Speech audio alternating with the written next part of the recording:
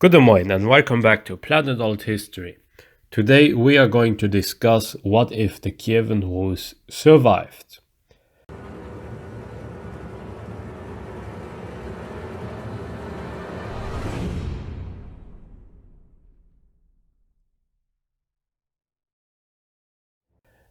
The Kievan Rus is seen by many countries as their predecessor.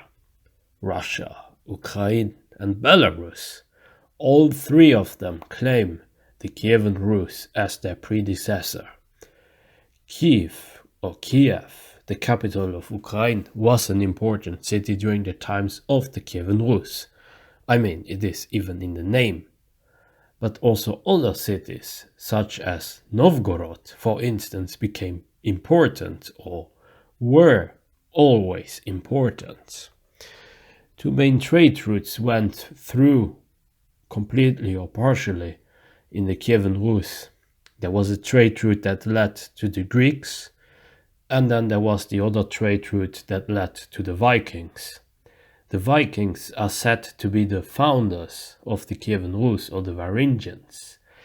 And there certainly is some Viking influence over there, but the Kievan Rus was always a very Slavic place. Was it centralized or decentralized? The Kievan Rus was a very decentralized monarchy. Sure, the Grand Prince of Kiev had a lot of power.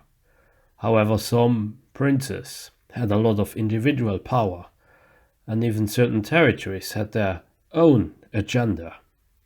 The people in Novgorod dismissed many princes, not because they wanted to be independent, but because they just had their own different view about things than Kiev. Sometimes the agenda of Kiev and Novgorod they aligned, and then the prince could be accepted. We see a monarchy that is disunited, a monarchy with high individual freedom compared to other monarchies of that time, and a monarchy that was under constant threat from the nomads, from the steppes. The Mongols in our timeline were the downfall of the Kievan Rus, and certain parts gained independence or became vassals of the Mongols, which led to the rise of Muscovy, Novgorod, then eventually we saw the Russian Empire, and even the Lithuanian Grand Duchy that conquered many parts of the former Kievan Rus. But what if all of that changed? What if the Kievan Rus survived? Let's assume that the Mongols are, due to internal struggles, not able to make advances in Eastern Europe. They can't deal the fatal blow that would lead to the collapse of the Kievan Rus. Is the Kievan Rus now forever saved? No. But let's continue with what else would happen if the Mongols wouldn't continue their path of conquest in Europe. Well, without this fatal blow, countries like Poland, for instance, they will stay united. Poland was almost united by the Silesian branch of the Piast dynasty. So now in that timeline, Poland would stay united and not be split. They would be very strong and very united. Moreover, I also wish to comment that all the other events related to the Mongols outside of Europe, they would still play out in a similar fashion, otherwise we will overcomplicate this sort of scenario. Now with that said, does it mean that the Kievan Rus will now have everything good and it will be all rosy and golden? No.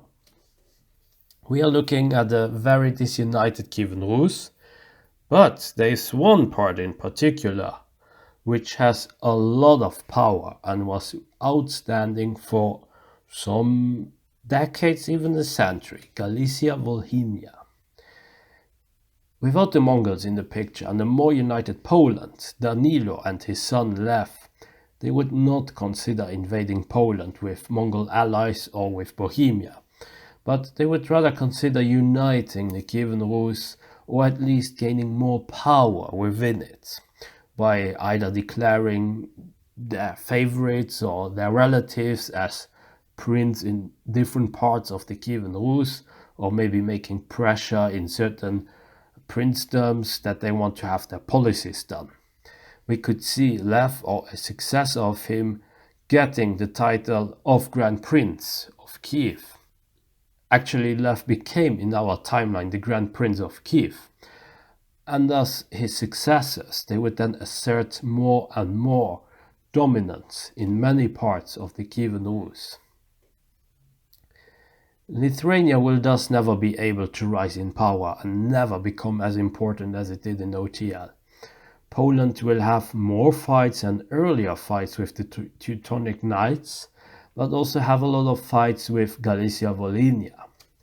It is possible that Poland may gain the upper hand in a few opportunistic wars, but when looking at the bigger picture, Lev and his successors would have a lot of power within the Kievan Rus, and we could see a smaller shift towards a more centralized Kievan Rus, but never to the same degree of authoritarianism as it happened within the Russian Empire, for instance. And some parts of the Kievan Rus, they will go their own way, such as Novgorod, for instance. Novgorod, with a ruler like Lev or his successors within the Kievan Rus, will decide to do things in their own way. Does this mean that the Kievan Rus is now safe? No. Poland will be a formidable enemy, but the most feared enemies will still be the nomadic tribes. While the Kievan Rus will never really break, the rulers will understand that the Kievan Rus would need to adapt.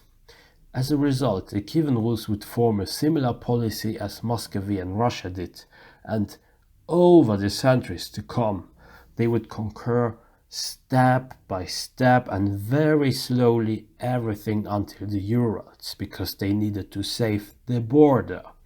And they would then continue until they march throughout all of Siberia. It wouldn't happen at once, of course, but the process, it would take even longer compared to Muscovy or Russia, because the Kievan Rus would never be actually under the rule of the Mongols, and thus the realization what needs to be changed would take a lot of time and efforts to be actually done. Let's not forget that the Kievan Rus would have a few more years, maybe a couple of 100 years of advance, and even if they do everything much slower than the Russian Empire, they would finish the conquest and colonization of Siberia at around the same time as Russia did in OTL. The Kievan Rus had a different society, and that society was based a lot on trades, but would also have a warrior class after some time, especially on the eastern parts. And we would necessarily not see serfs or serfdom in places of the Kievan Rus. The Kievan Rus would restrict freedoms over time, but would still have more freedom than Russia did in OTL. Moreover, without the Mongols beating down the Kievan Rus, the area around Muscovy would never gain prominence. It is possible that Kiev stays important, but we could also see a city in Galicia for some time rising in importance. Trade would still be very important, and at some point Novgorod would need to be subjugated by the Grand Prince of Kiev, who may use the title of King of Galicia and Volhynia, and even Grand Prince of Kiev, or maybe become just the King of Ruthenia.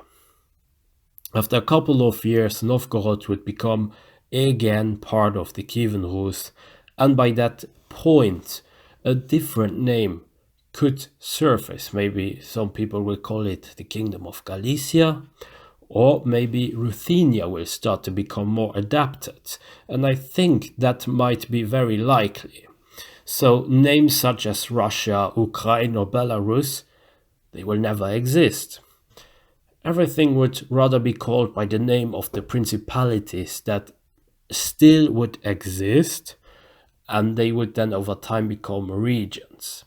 The Russian language would also have more Ukrainian and Belarusian elements, even Baltic elements, while Lithuanian, Latvian could face extinction, and Ukrainian and Belarusian would never become something separate from Russian.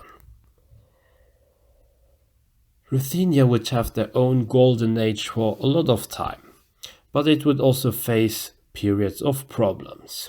If the Poles would get too strong, they could deal a very huge blow. The Ottomans, they could also make many problems. Not only would they conquer parts in a military way, but they would also have economically the upper hand for some time. Trade would be very difficult to be done. And then the internal struggles. These wouldn't be out of question. Actually, internal struggles, they would happen from time to time, over and over again, due to the more decentralized nature of Ruthenia. With that said, Ruthenia, or the Kievan Rus, would have a big mercantile class, a lot of capital, exchanges of ideas, and we could have a situation where innovations and new technologies, they could arise from time to time. I'm specifically thinking about shipbuilding or cartography, for instance, or maybe things that are related to the banking system. There are many options, and without a tradition of serfdom, such inventions, they could be very likely. At this point, it is too difficult to predict what could happen to the Kievan Rus. It would certainly not be a copy of the Russian Empire, let's be clear about that. The language would also be different, the traditions would be different, the culture, the whole mentality of that region, and countless things, they would be very different. Eastern Europe would also be very different. Nations as Belarus, Ukraine, even maybe Moldova or Lithuania, Latvia, all of them may even not be able to exist and just be either a part of a centralized Poland or a more or less centralized Ruthenia. Even the Orthodox Church could be very different, and we would probably never see a Greek Catholic Church even arise. And that's where we leave it for now. That's it for today. I hope you enjoyed my video. Be sure to like and subscribe, leave a comment, support me also on Patreon, and join my forum, forum.planetalthistory.ga. Until next time on Planet Alt History.